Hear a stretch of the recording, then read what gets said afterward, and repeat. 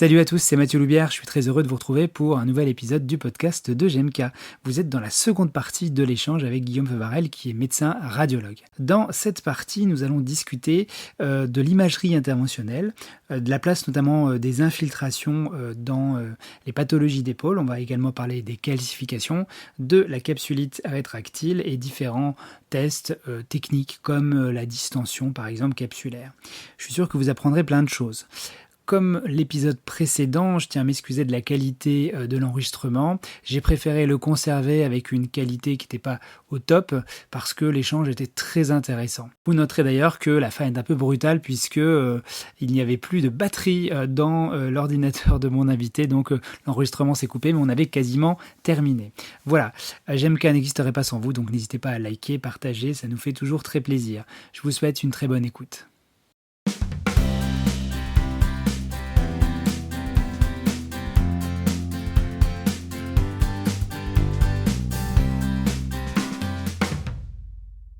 Ce retour des patients qui te disent j'ai vu le radiologue 2 secondes, il m'a pas expliqué et derrière nous on les récupère à la petite cuillère. Est-ce que toi de ton côté ou de votre côté, est-ce qu'il y a cette impression-là, cet apprentissage-là des radiologues, est-ce qu'ils ont conscience de ça, que des fois ils font peur aux gens quoi? Moi, la secrétaire du cabinet, c'est ma femme. Et du coup, on s'écrit sur WhatsApp quand il y a des trucs pour les patients. Et il y a des fois, elle me dit, mais les patients, ils sont scotchés. Ils me disent, mais je vais voir un médecin. En vrai, je vais pouvoir le toucher, il va être physique, il va être là pour lui poser des questions. Et, et les mecs, je fais l'examen et puis je dis mon compte rendu. Et puis souvent, ils me disent, je pourrais avoir le compte rendu. Je dis, mais je suis en train de le faire, papa. Laisse-moi 2 secondes, il va sortir, tu l'auras. Et donc, de plus en plus, malheureusement, la radiologie, c'est, tu vois les manips radio, tu ressors avec un flash code. Maintenant, ils n'impriment même plus les comptes rendus, ils n'impriment même plus les images. Il y a tout un aspect économique là-dessous. C'est pas facile pour eux. On peut leur jeter la pierre. Ils font pas assez d'efforts. En effet, ils n'ont pas la vision, ils n'ont pas le recul. C'est dire que tu as un acromion crochu avec un millième strat 3 et un CSA à 40, ça sert à rien. C'est prouvé scientifiquement que ça sert à rien, mais eux, ils le savent pas. Et deux, ça fait du mal aux patients. Et dans tous les cas, pour l'instant, je vais parler pour moi, mais à Grenoble, pareil, tu as encore des chefs qui te font des conférences sur l'intérêt de la chromioplastie, quoi, tu vois. Et donc, il y a beaucoup de discours nocebo. Mais ce qui est important, c'est pas de dire du mal des gens, c'est de dire du bien. Et c'est que vous avez cette immense chance que vous pouvez moduler la douleur. Et donc, en fait, au final, les choses, ça doit glisser sur vous. C'est pas important. Et faut pas te prendre la tête là-dessus. Le mec, il vient te voir, il me dit, j'ai une rupture du supraépineux. Ben, tu lui souris et tu dis, très bien, on va essayer de s'occuper à bouger votre épaule. Et c'est trop bien parce que vous êtes kiné et c'est trop facile. Et du coup, en fait, pour moi, l'imagerie, mais qui a de la ruisselé, vous n'avez même pas vous attardé dessus et vous avez cette chance-là. Moi, je suis médecin, c'est un peu plus dur pour moi. Pour vous, c'est cette immense chance-là. J'ai vu que tu m'avais posé la question aussi dans les questions, est-ce que c'est intéressant de faire de l'échographie en tant que kiné, mais surtout pas, surtout pas. Ne vous mettez pas à devenir médecin, vous allez avoir trop de soucis. Oui, c'est trop bien. Votre vie, elle est facile, elle est fonctionnelle dans le sens où tu fais des trucs et t'as une modulation de la symptomatologie qui est trop bien. Et l'imagerie ne doit pas vous poser un problème. Le patient, bien sûr, il va arriver, mais il va te croire derrière parce que tu vas lui montrer autre chose. Et dans tous les cas, il a rien compris à l'imagerie. Donc, c'est pas grave. C'est pas un souci d'imagerie. Je pense trop non traumatique. Non traumatique. Ouais, on reste toujours sur le non traumatique. Et à l'inverse, pardon, et juste je te coupe. À l'inverse, si vous n'arrivez pas à moduler, là j'ai un cas en tête. Il y a une kiné qui m'a envoyé un petit mail pour un patient récemment. Elle dit j'ai une entorse de cheville, ça n'évolue pas et même ça s'aggrave. Elle m'a envoyé un petit WhatsApp. J'ai vu son patient 2 jours après. C'était une fracture interne. Il y en a avant Guingamp. On a fait la radio, on a immobilisé et tout va bien. Donc vous avez cette habitude-là de tout va bien, tout va bien. Tout va pas bien, ça évolue pas comme vous voulez, mais oui, à ce moment-là, on va aller vers l'imagerie, bien sûr. Justement, on parle beaucoup d'imagerie diagnostique. En introduction, tu as dit que tu faisais aussi de l'imagerie interventionnelle. Ça va permettre d'ouvrir aussi sur une seconde partie que j'aurais bien aimé qu'on aborde, qui est plus, on va dire, euh, peut-être pas ta spécificité, mais j'ai l'impression quelque chose que tu fais plutôt bien. Est-ce que tu peux déjà nous dire qu'est-ce que c'est que l'imagerie interventionnelle et ça comprend quoi comme type d'acte? L'imagerie interventionnelle, c'est dès que tu as utilisé un moyen d'imagerie, que ce soit de la radio, du scan, de l'écho, pour guider un geste. C'est-à-dire qu'avant, à l'époque, on jouait aux fléchettes, euh, tu prenais une aiguille et tu le mettais là par là, quoi, dans l'épaule. Tu savais pas trop où c'était. Donc, tu avais fait une infiltration de l'épaule, mais où est-ce qu'elle était, dans la bourse, dans le tendon, dans l'articulation. L'imagerie, c'est que tu vas aller guider, donc avec ton écourage, tu poses ton écourage sur l'épaule et tu vas aller guider ton aiguille. Donc moi, je regarde pas le patient quand je fais mon geste. Hein. J'ai une main sur l'écho, une main sur l'aiguille, et je regarde mon écran, et le patient, je vois même pas ce que je fais. Je fais et je guide avec une main et avec l'autre. Et donc, je sais où je vais. Et donc, c'est aussi un des gros problèmes des études scientifiques qui nous disent que les corticoïdes, c'est trop jeune. Bien sûr que ça l'est, mais à aucun moment dans ces études-là, on dit si c'était guidé sous écho ou pas. Et donc, à l'époque, quand on piquait à l'aveugle, selon les repères anatomiques, pour être scientifique, ben, on se trompe une fois sur trois. Pour entrer dans une articulation, en fait, t'as des grandes euh, schémas d'orientation. C'est-à-dire, pour entrer dans une épaule, tu peux entrer par devant, tu peux entrer par derrière. Pour entrer dans une épaule saine, mais si tu veux rentrer dans une épaule articulaire avec une grosse arthrose, ben, tu vas prendre le chemin que tu peux. Et donc, c'est l'écho qui va te permettre de voir que cet os, il est abîmé, tu vas passer là, là, là, là, puis après, tu joues. C'est-à-dire que moi, l'aiguille, je vais d'abord pousser du liquide devant mon aiguille. S'il y a un nerf, je vais le pousser. S'il y a une artère, je vais la pousser et je vais aller là où je veux. Parce que mon aiguille, elle est droite. Donc, je ne peux pas faire de virage, mais je vais pousser puisque je ne veux pas et je vais aller là où je veux. Et donc, l'imagerie interventionnelle, c'est ça, c'est guider le geste en temps réel pour faire un geste qui peut être aussi diagnostic, puisque l'arthroscanner, ça reste de l'imagerie interventionnelle. Tu vas aller mettre une produit contraste au bon endroit, parce que si tu ne le mets pas au bon endroit, ben, tu n'auras pas ton arthroscan.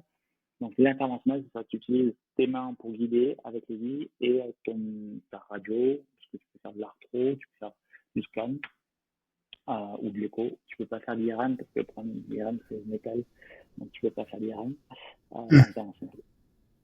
Donc on est d'accord que des fois on entend ça que des médecins généralistes la plupart du temps sur le coin de table vont faire une infiltration d'épaule sans rien.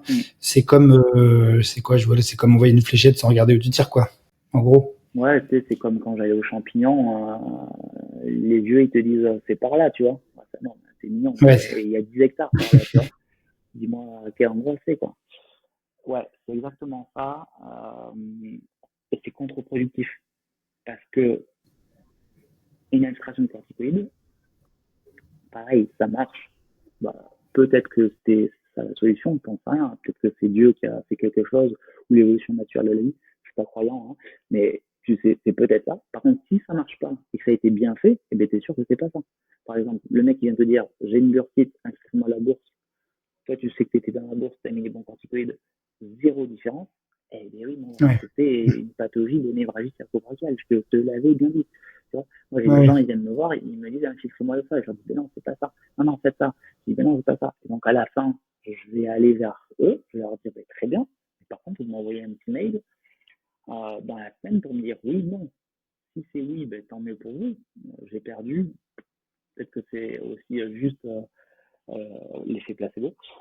Si c'est non, et bien, à ce moment-là, accepter de revenir et qu'on pousse les investigations cliniques. Et donc, la non-réponse à un traitement est aussi super importante. La non-réponse, tu peux en être sûr que si tu as fait les choses comme il faut.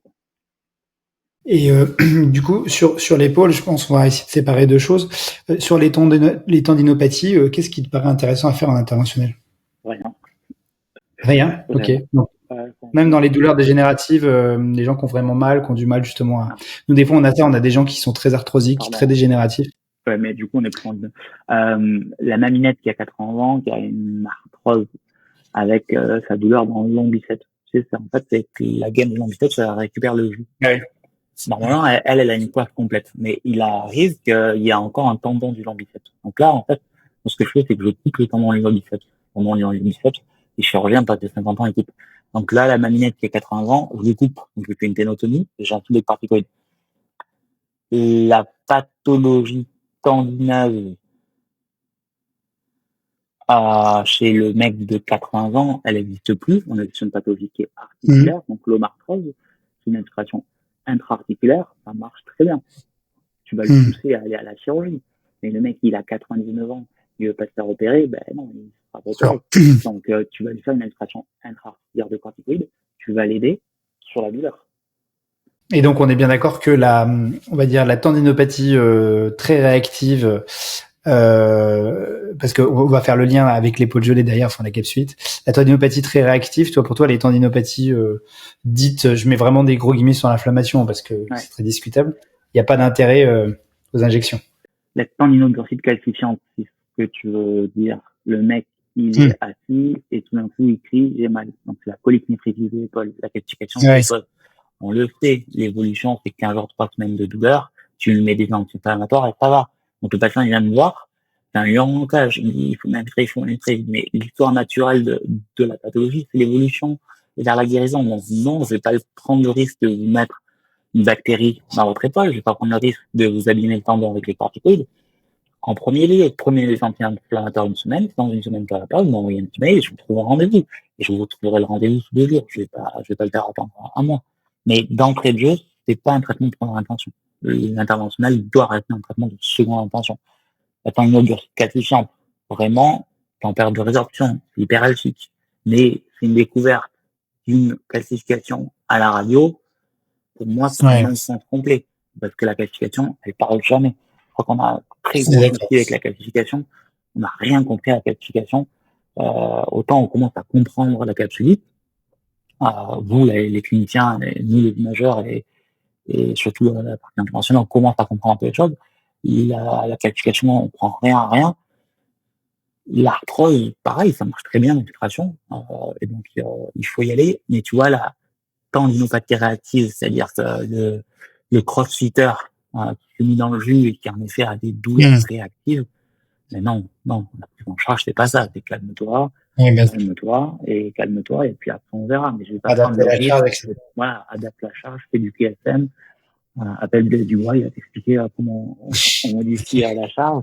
Mais non, c'est pour moi. Il y a des risques, il y a des risques. Moi, je paye assez cher ma RTP parce que je vais avoir un procès pour infection. C'est obligé dans toute ma carrière, je l'aurai. Donc, il y a des risques infectieux, il y a des risques de rupture tendinale, il y a des risques dans l'épaule pas trop, mais vasculo-nerveux.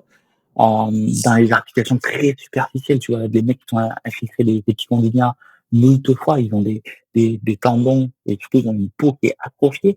Il y a des gens à qui on fait carrément des lambeaux cutanés parce qu'ils ont un trou à la place de la peau. Donc, il y a des risques aux infiltrations.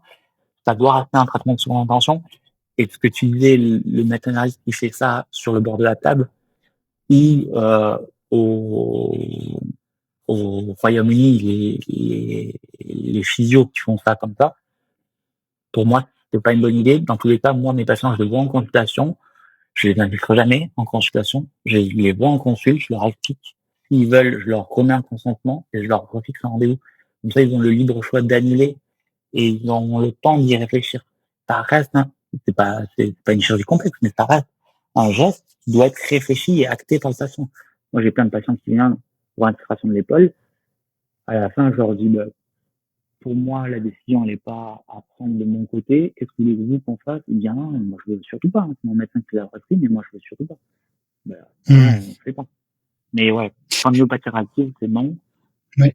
J'avais une question sur le terme, je reviens sur la calcification, le terme trituration-aspiration. Concrètement, c'est quoi? Alors, pour le geste technique. T'es pas obligé de faire de la langue de bois. Pour le geste technique, tu viens dans ta calcification et tu as deux choses. Tu as la trituration et tu as la ponction de la aspiration. La trituration, c'est que tu prends un marteau-piqueur, tu prends ton aiguille et tac, tac, tac, tac, tac, tac, tac, tac, comme le pilaire, tu vois, tu vas taper dedans. L'idée, c'est de casser le maximum du caillou pour limiter l'aspect mécanique. La ponction de la respiration, c'est que tu viens, tu mets ton aiguille dedans et comme un débile, t'appuies sur la seringue et tu tu viens mettre du liquide sous pression dans ta calcification pour faire imploser ta calcification. Tu rentres ton aiguille à l'intérieur, là, et après, pour moi, c'est un enfant. Parce que je n'ai pas de tableau de blocage sur macro-calcification. Macro-calcification, dans l'épaule, on est en train de sortir du schéma du très fonctionnel, très structurel. Une calcification, si elle est sur le supraépineux, eh bien, elle doit te bloquer là. Mais là, là et là, en rotation interne, pardon, en rotation externe, tu dois être parfait. Donc, le mec qui a une épaule qui est raide dans tous les sens, c'est une capsule, c'est pas une c'est pas une calcification. Le mec qui a en effet que l'élévation qui est bloquée et qui est bloqué, mais qui est bloqué, vraiment bloqué. Et bloqué, je le dis une dernière fois, bloqué. C'est-à-dire que le mec, il n'y a pas de modulation de symptômes. La plupart du temps, tu lui fais une activation d'ascapuloto et ça passe. Et donc, ça, s'il n'a pas bien fait le job, et bien, des calcifs, t'en as en pagaille, tu leur fais le geste et ça marche plus ou moins. Le mec dit oui, ça a marché. Ça a marché combien de temps? Une semaine. Mais non, papa, ça n'a pas marché. Et moi, j'ai beaucoup de patients qui viennent me voir et moi-même, je suis pas, tu vois, ils ont une RE2, il manque 5 degrés, mais je leur dis, pour moi, c'est une capsulite. Ça va évoluer. On se laisse du temps. Vous m'envoyez un petit mail dans un mois. Si vous êtes bloqué dans tous les sens, boum, on passe sur la capsulite. Si vous voulez qu'on fasse un geste de ponction lavage aspiration, si vous voulez, mais pour moi, c'est iatrogène, parce qu'on vient vraiment casser, ça marchera pas très bien. Et j'ai que des mauvais résultats. J'en fais quasiment plus parce que j'avais que des mauvais résultats. Ouais, ça fait flamber les gens, en fait, c'est ça, ils repartent. En fait, la calcite, tu la casses, tu absorbes ce que tu peux, mais il en reste un petit peu. Donc, ça fait flamber. Ouais. Et en fait, très souvent, c'est la partie énergie l'iceberg, qui est un problème. Est-ce que ça peut pas faire, selon toi, démarrer justement une capsulite derrière? Est-ce que c'est pas la capsulite qui est déjà, en fait, tu vois? Ah bah, c'est la grosse question, on la fout la poule, c'est pas pareil. C'est pas la capsulite qui est déjà là, et toi, comme tu vois la partie énergie l'iceberg, tu vois une calcification et tu finis la calcification. Mais pour moi, et ça, c'est la clinique first, c'est-à-dire que le mec, il te dit qu'il a mal à l'épaule, la nuit, il met plus le soutien-gorge pour la femme, il va pas chercher le pied de péage, c'est la capsule. Oui, il a un déficit d'amplitude avec des ROM qui sont limités de 5 à 10 degrés. Donc, tu vas pas dire capsule franche, mais tu es dans une raideur cléno-humérale d'allure capsulite. Ça sert à rien si le mec il est bloqué dans toutes les amplitudes, même de façon minime, ça sert à rien d'aller faire la ponction de respiration, ça sert à rien de dire c'est la calcification de problème, parce que une fois de plus, la calcification, si elle devait gêner, elle devrait gêner uniquement dans une seule amplitude, en fonction de là où elle est. Ok, et puis comme tu parles de la capsulite, ça fait encore une belle transition. Je voulais qu'on finisse là-dessus parce que tu en vois beaucoup et on avait pas mal discuté de ça. Donc toi, tu proposes, explique-nous ce que tu proposes dessus. Bon, t'es pas tout seul évidemment, mais comment toi tu les prends en charge ces patients? La capsulite, il n'y a pas de consensus actuellement. Il semble que les études nous disent que c'est l'infiltration intra-articulaire qui est le plus efficace.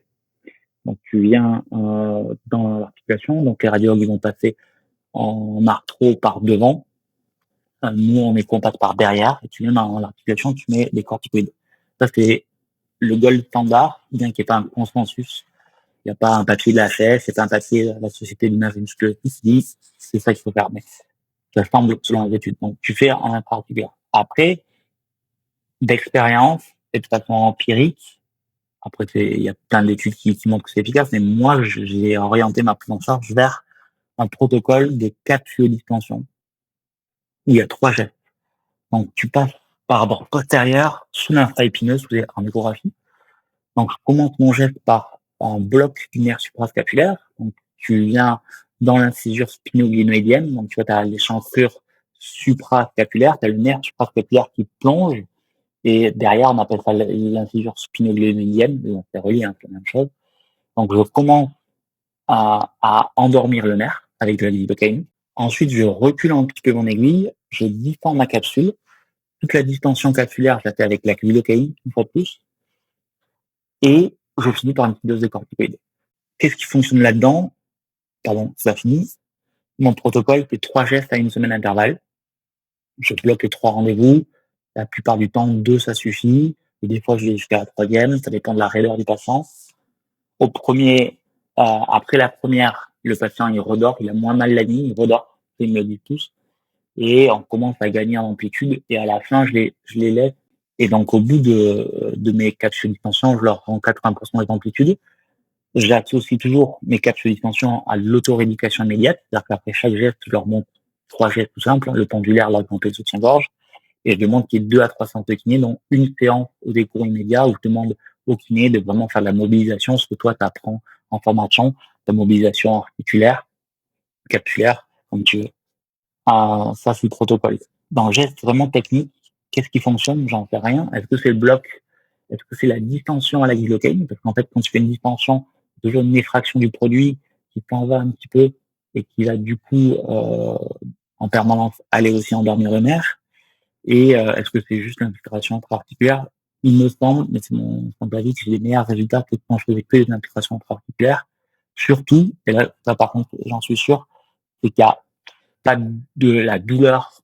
Tes patients, quand tu leur dis il faut que ça ait une arthrodilatation, ils ont peur parce que ça fait mal. Une arthrodilatation, tu viens dans l'articulation, tu dilates au sphérone physiologique, donc de l'eau stérée, ça fait extrêmement mal.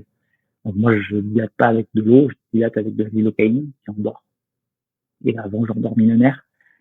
Si tu veux, on peut parler des spasmes musculaires, puisque ça te plaît, le spasme musculaire, mais dans le Guardi. Oui, enfin, ça m'interroge surtout, juste pour resituer, c'est vrai qu'aujourd'hui, il y a un questionnement pour tout le monde dans ce cadre de la capsulite, la présence de spasmes musculaires et la vraie question de se dire, est-ce qu'on a des gens qui ont qu'un problème de spasme ou est-ce qu'il y a toujours voilà une atteinte capsulaire et toi là-dessus, justement, ton point de vue par rapport à ça? Quand tu fais une capsule extension, tu vois ta capsule qui se gonfle en écho, tu vois en temps réel. Et quand tu pousses ton produit, tu as vraiment une résistance articulaire. Tu pousses avec ton pouce. Moi, je pousse avec mon pouce, donc j'ai l'habitude. Moi, ce que je fais, c'est que je distends, je laisse l'aiguille en place, je change ma seringue et après, je mets les corticoïdes. Et donc, à ce moment-là, tu peux avoir un G, c'est-à-dire que le produit qui a trop de pression d'articulation, il ressort. D'accord. T'as des patients, t'as pas ça du tout, en fait. C'est-à-dire que t'as pas tellement t'as une petite résistance, mais pas énorme, mais t'as pas la capsule qui gonfle comme ça, et t'as pas trop de reflux. Et pourtant, sachant que les capsules, ils sont rades à mourir.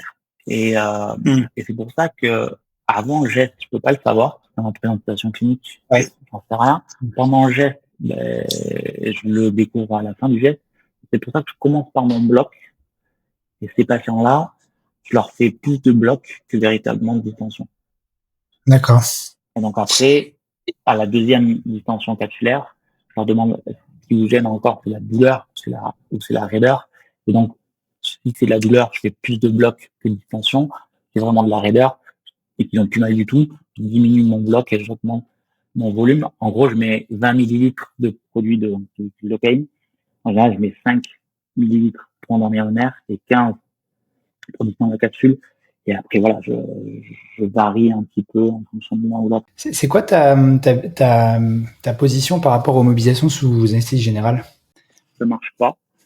Ça marche pas dans le sens où il y a plein d'études qui l'ont montré. À Grenoble, on a fait une étude aussi là-dessus.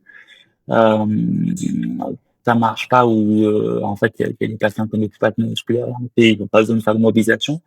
Ça marche pas dans le sens où c'est trop lourd, c'est trop compliqué. Il faut hospitaliser les gens, il faut trouver un bloc, il faut les endormir.